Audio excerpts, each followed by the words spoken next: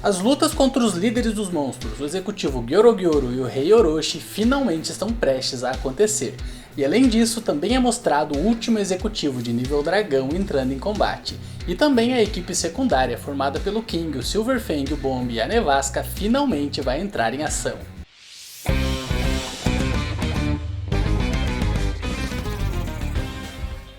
E aí galera, tudo beleza? Eu sou Vinícius Winkler, esse é o NerdTube e hoje eu vou falar de One Punch Man, então aproveita para dar aquele soco caprichado no like e para garantir a sua inscrição aqui no canal.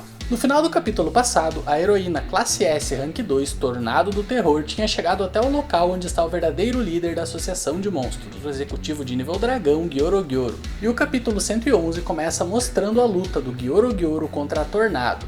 E logo no começo do combate, o monstro consegue acertar a heroína com uma poderosa técnica psíquica, que cria uma gravidade extrema ao redor do corpo da Tornado, de modo que o local onde a luta está ocorrendo começa a ser destruído, já que a gravidade que o monstro criou ao redor do corpo da heroína começa a puxar tudo que tem por perto. E dessa forma o Gyorogyoru literalmente faz um mini planeta usando o corpo da Tornado como núcleo. E o monstro continua aumentando a gravidade no corpo da heroína, de modo que a massa das pedras se comprime cada vez mais e mais, e então começa uma espécie de fusão nuclear.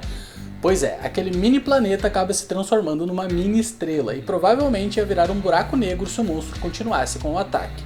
Porém, a Tatsumaki simplesmente destrói esse campo gravitacional criado pelo Gyorogyoru. E a heroína ainda tira a onda do monstro, perguntando se isso é tudo que ele é capaz de fazer. Pois é, o monstro praticamente criou uma estrela de nêutrons ao redor do corpo dela, mas para a Tornado isso aparentemente é pouca coisa. Enfim, que a Tornado usa sua telecinese para mover os detritos como se fossem projéteis em altas velocidades. E apesar do Gyorogyoru ter um campo de força extremamente forte protegendo seu corpo, o ataque da Tornado perfura a barreira com facilidade e destrói um pedaço do corpo do inimigo. Mas, além de ter poderes telecinéticos, o Gyorogyoru revela que também possui uma regeneração avançada e reconstrói rapidamente o braço que perdeu com o ataque da heroína. E depois o monstro vai para cima da Tornado com poder total. Mas como antes a barreira psíquica que a Tatsumaki tem ao redor do seu corpo impediu que ela fosse esmagada pelo ataque vindo de todas as direções, então dessa vez o monstro decide usar uma técnica diretamente sobre o corpo da heroína. E essa técnica faz o corpo da Tornado ficar super pesado, como se a gravidade sobre ela estivesse aumentada 300 vezes. Ou seja, se a Tornado pesa em torno de 40 kg normalmente, com esse ataque do Gyorogyoru ela subitamente passou a pesar 12 toneladas. E galera, claramente a Tornado tá aguentando esse ataque sem usar sua barreira de proteção psíquica, tendo em vista que as rochas conseguem se aproximar muito do corpo dela, mas mesmo assim a heroína não cede nem um pouco com o ataque. Então, se você pensava que a Tornado tinha um corpo fraco e dependia totalmente da barreira de proteção para sobreviver, aposto que você está vendo ela de outra forma agora, né? E então a Tornado decide parar de brincar com o Gyorogyoru e também começa a atacar. E para quem não sabe, o nome de heroína dela, Tornado Terrível, não é porque ela cria tornados de vento enquanto luta, mas porque o modo de lutar dela é retorcendo o corpo do inimigo até ele se transformar num verdadeiro tornado de sangue. Mas a Tornado Terrível pega leve com o Gyorogyoru e mantém o inimigo vivo, destruindo somente metade do corpo dele. Isso porque ela percebeu que o monstro que está na sua frente não é o verdadeiro corpo do inimigo, e sim uma marionete de carne controlada à distância por alguém. E ao ver que a coisa vai ficar realmente feia caso o Tornado descubra onde está o seu verdadeiro corpo, o Gyorogyoru então começa a gritar ao rei Orochi por socorro, mas o rei dos monstros simplesmente não aparece.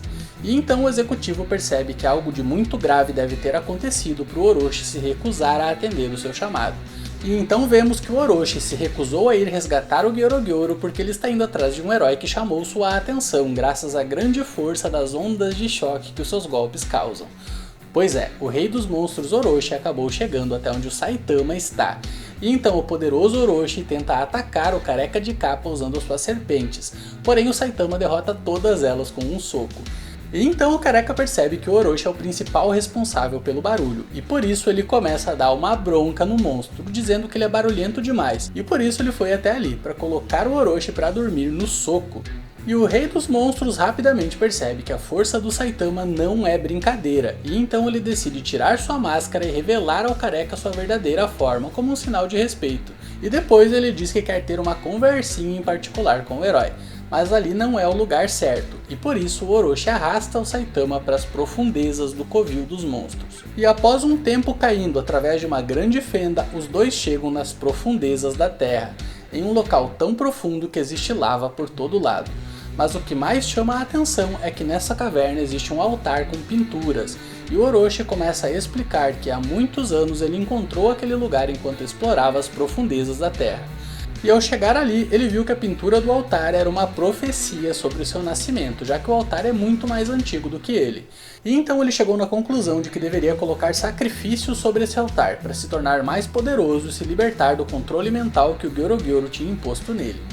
E agora que ele viu a força absurda do Saitama, o Orochi tem certeza de que o Careca de Capa é o sacrifício perfeito para que ele alcance a sua ressurreição completa como rei dos monstros. Mas enquanto ele explicava essa longa história, o Saitama simplesmente ignorou tudo o que ele disse e decidiu ir tomar um banho.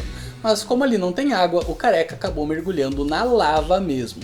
Pois é, o Saitama simplesmente ficou peladão e se jogou no meio do magma para dar uma relaxada no vapor quentinho. E ao ver isso, o Orochi fica totalmente enraivecido e decide usar logo de cara o seu maior ataque, no qual ele começa a puxar uma grande esfera de magma diretamente do núcleo do planeta. E essa movimentação do magma pelas camadas profundas da Terra fizeram vários vulcões entrarem em erupção por todo o mundo. O Orochi está causando apocalipse na superfície para dar esse ataque no Saitama. E o pior é que quando o Rei dos Monstros finalmente termina de carregar esse ataque de 2 turnos de boss apelão e dispara o canhão Gaia contra o Careca Nu, o herói fica muito irritado, porque não deixam ele nem mesmo tomar banho em paz. E então o Saitama usa uma técnica da sua série mortalmente séria, a pistola de esguicho séria. E esse esguicho de lava que o Saitama jogou contra o Orochi tem exatamente a mesma força que o canhão Gaia do monstro, e dessa forma os dois ataques se anulam. E na sequência o herói parte pra cima e dá um soco no Rei dos Monstros, que fica totalmente em pedaços. E enquanto o Orochi fica agonizando no meio do lago de lava, o Saitama simplesmente dá um tchauzinho pra ele e vai embora da caverna. E depois vemos que o Orochi ainda faz um último esforço para se arrastar pelas escadarias até chegar no altar de sacrifícios. E no momento em que o Rei dos Monstros chega até o local onde os sacrifícios deveriam ser colocados, a caverna começa a desabar, e vemos que existe uma outra parte da pintura que estava escondida esse tempo todo, e mostra um ser gigante muito maior do que o Orochi. E então ficamos sabendo que o Orochi também não passa de um mero sacrifício para reviver esse outro ser que é muito mais poderoso do que ele. E para quem não percebeu, a pintura está mostrando God, que é aquela mesma entidade que clama ser Deus e que deu os poderes de luz de presente para o mendigo imperador. E agora que Orochi está prestes a morrer sobre o altar de sacrifícios, tudo indica que a ressurreição desse deus maligno está prestes a acontecer. Enfim, que no próximo capítulo, 113, vemos a Super S, aquela monstra que lutou contra o Amai Mask. Porém, apesar de ela ter tido seu rosto esmagado pelo herói, ela conseguiu sobreviver. E em poucos instantes ela se regenera completamente e começa a andar até um salão onde ela tem vários outros escravos aguardando as suas ordens. E na cena seguinte vemos que o Gyorogoro mandou um daqueles olhos voadores que funcionam mais ou menos como uma câmera de segurança para procurar pelo rei Orochi, já que o Gyorogoro está em apuros enquanto luta contra a Tornado. Mas ao chegar no local no qual o Gyorogoro sentiu a presença do Orochi pela última vez, ele vê que tem várias serpentes do Rei dos Monstros despedaçadas por todo o chão, e também a máscara que o Orochi usava também está caída ali. E por isso o Gyorogoro chega na conclusão de que o Orochi foi morto por algum herói.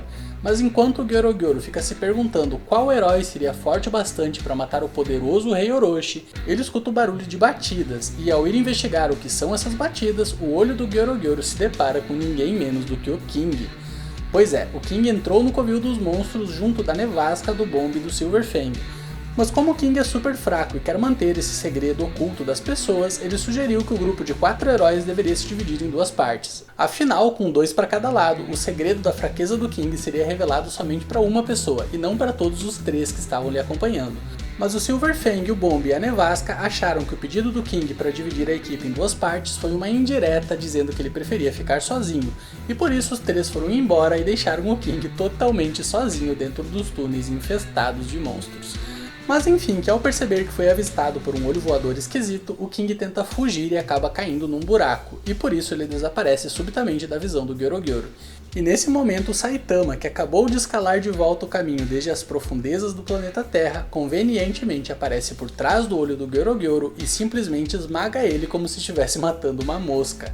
Mas do ponto de vista do Gyorogoro, que também via tudo que esse olho enxergava, foi o King quem matou o Rei Orochi, e ao ser encontrado, o herói se moveu em alta velocidade até o ponto cego do olho e rapidamente esmagou ele. E então o Gyorogoro acaba falando em voz alta que o poder do King é monstruoso, porque ele jamais imaginou que o Rei dos Monstros seria derrotado por algum herói. E a Tornado escuta essa frase e fica pensando que o King é incrível e sempre faz o trabalho dele com perfeição. E já que o Gyorogoro não vai poder contar com a ajuda do finado Orochi, ele decide lutar com todas as forças que lhe restam e ataca novamente a Tornado. Mas a heroína se defende com facilidade e depois começa a extrair o verdadeiro corpo do Gyorogoro usando seus poderes psíquicos. E nesse momento a Nevasca, que é a irmã mais nova da Tornado, sente que a quantidade de poder psíquico que a sua irmã está usando nesse momento é simplesmente descomunal e ela raramente precisa chegar a esse ponto durante uma luta. E por isso a Nevasca percebe que a sua irmã deve estar lutando contra um inimigo muito poderoso. Mas o mais engraçado é que a Nevasca fica preocupada com o King, por ele ter decidido seguir sozinho por dentro do covil dos monstros. Mas o Silver Fang diz que o King é poderoso e não vai ter nenhum problema para lidar com qualquer monstro que tenha o azar de cruzar o seu caminho. E o Bomb fala que mesmo ele que não tem o menor interesse em heróis sabe das façanhas lendárias do King, o homem mais forte do mundo, e que o King com certeza vai derrotar qualquer um que fique em seu caminho, independentemente de quais truques sujos tentem usar contra ele. Pois é, né? E logo na sequência, o lendário King aparece novamente, dessa vez apavorado por ter sido encontrado pelo garoto refém. E o garoto então pede ajuda pro King, dizendo que tem um monstro vindo atrás dele, e pede pro King o carregar nas costas até a saída desses túneis. Mas o King responde que não e fica totalmente imóvel. E então o garoto pede pro King pelo menos dar um abraço nele e corre rapidamente para cima do herói. Mas é então que o rugido do motor do King se intensifica. E para quem não sabe, o motor do King é o seu coração, batendo tão forte que pode ser escutado de longe. Ou seja, o King está totalmente apavorado com a ideia de resgatar o garoto e acabar dando de cara com algum monstro no caminho. Mas como o King é péssimo em se comunicar com as pessoas, ele passa a impressão de que sua falta de reação devido ao medo que está sentindo é uma postura de combate. E além disso, ele fica com uma expressão muito severa e diz ao garoto que é melhor desistir dele, e que seria mais inteligente simplesmente encontrar outro herói, porque não importa o quanto ele se esforce para ser doce e gentil, no final tudo vai ser inútil e vai apenas trazer arrependimento e desespero. E nesse momento a gente fica sabendo que esse garoto na verdade é um monstro capaz de trocar de aparência e pretendia atacar o King de surpresa quando se aproximasse o suficiente. Mas o monstro então começa a pensar que o King foi capaz de ver através da sua transformação e por isso mandou ele manter distância. Porém, o monstro percebe que já se aproximou demais do King e por isso ele fica com tanto medo da postura e das palavras do herói que o seu corpo simplesmente começa a se desmanchar. E os ossos que ele moldou para assumir a forma do garoto acabam acidentalmente perfurando seus órgãos vitais, de forma que o monstro simplesmente agoniza enquanto se desmancha por completo na frente do King, que não está entendendo absolutamente nada. E é claro, ficou ainda mais apavorado depois de ver essa cena bizonha, e ele começa a rezar para que o Saitama encontre ele o quanto antes. Pois é, galera, só o King mesmo para ser tão azarado e tão sortudo ao mesmo tempo, né? Enfim, que o capítulo termina com a Nevasca, o Bang e o Bomb dando de cara com a Super S e os seus escravos. E a heroína rapidamente reconhece a monstra, já que lá no episódio 6 da segunda temporada do anime, a Super S derrotou e escravizou todos os membros do grupo da Nevasca, além de ter dado uma bela surra na própria heroína. Sendo que o principal motivo para a Nevasca ter sido derrotada naquele combate foi porque ela não quis atacar os seus próprios subordinados. E com isso em mente, a monstra pega 2 dos seus escravos e os usa como reféns para que a Nevasca não a ataque. E um detalhe importante é que nesse momento é revelado o plano que a Super S tem em relação ao Amai Mask, porque ela se apaixonou pelo herói da classe A, e por isso ela pretende fazer com que o herói siga por um caminho que eventualmente dê de cara com um dos executivos de nível dragão. E ao lutar contra um monstro de nível dragão, o herói vai ter dificuldades e eventualmente vai acabar baixando a guarda. E então a Super S, que vai estar escondida assistindo a luta, pretende golpear o herói com seu chicote e torná-lo seu escravo.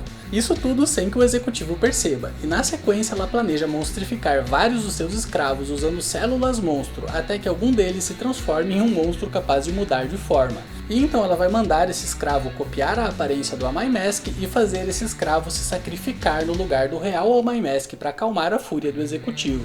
E dessa forma ela e o verdadeiro Amai Mask vão ficar juntos e felizes para sempre. Pois é, o que poderia dar errado nesse plano, né? Enfim, que a Super S ainda tira sarro da Nevasca, dizendo que os únicos ajudantes que sobraram para ela foram esses dois velhotes, e então ela tenta golpear a heroína com seu chicote. Porém, a monstra não percebeu que um dos velhotes era o Silverfang, herói classe S rank 3.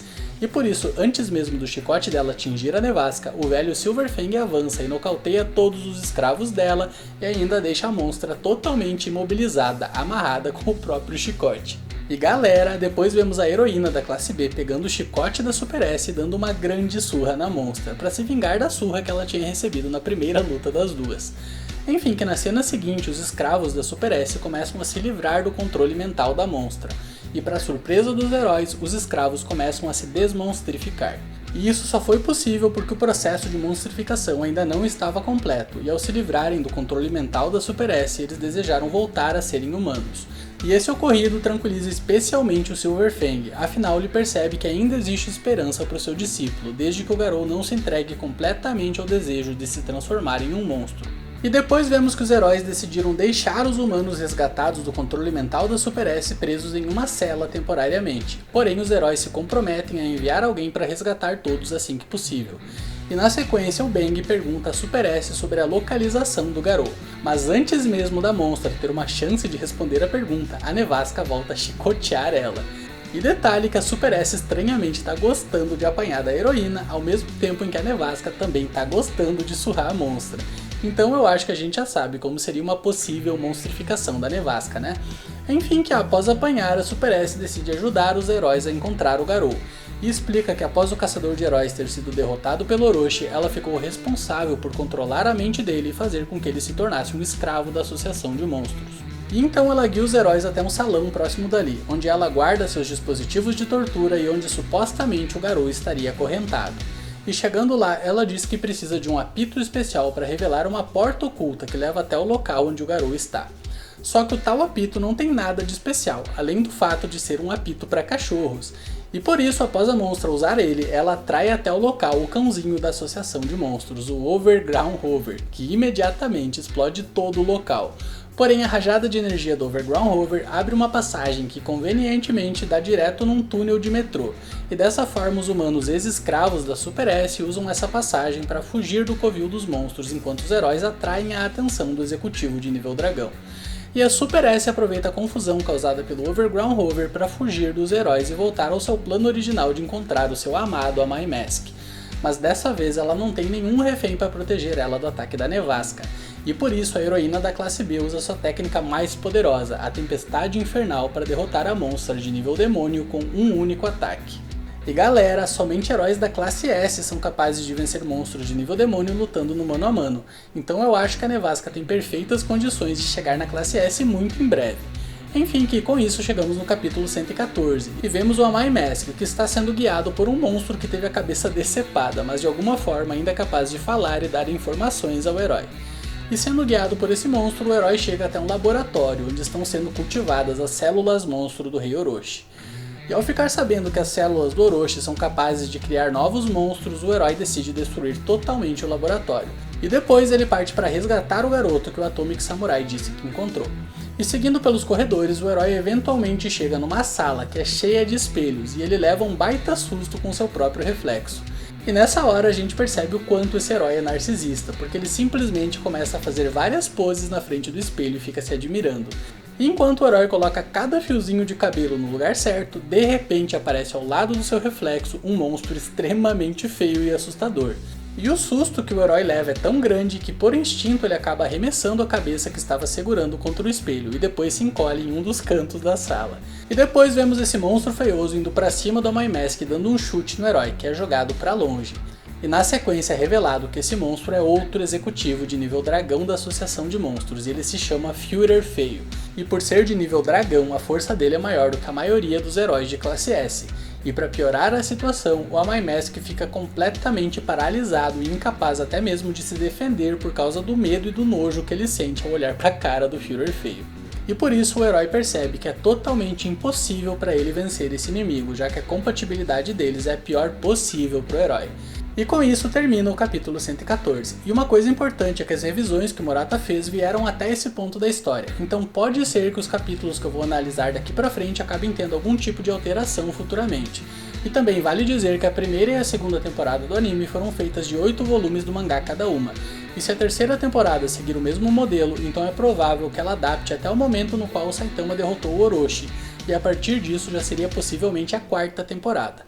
Mas enfim galera, por esse vídeo é isso. Se você gostou, não esqueça de deixar o seu like e de se inscrever no canal se ainda não for inscrito. E se puder, também considere se tornar um membro apoiador do canal, que vai me ajudar demais. É isso aí, até o próximo vídeo. Valeu, fui!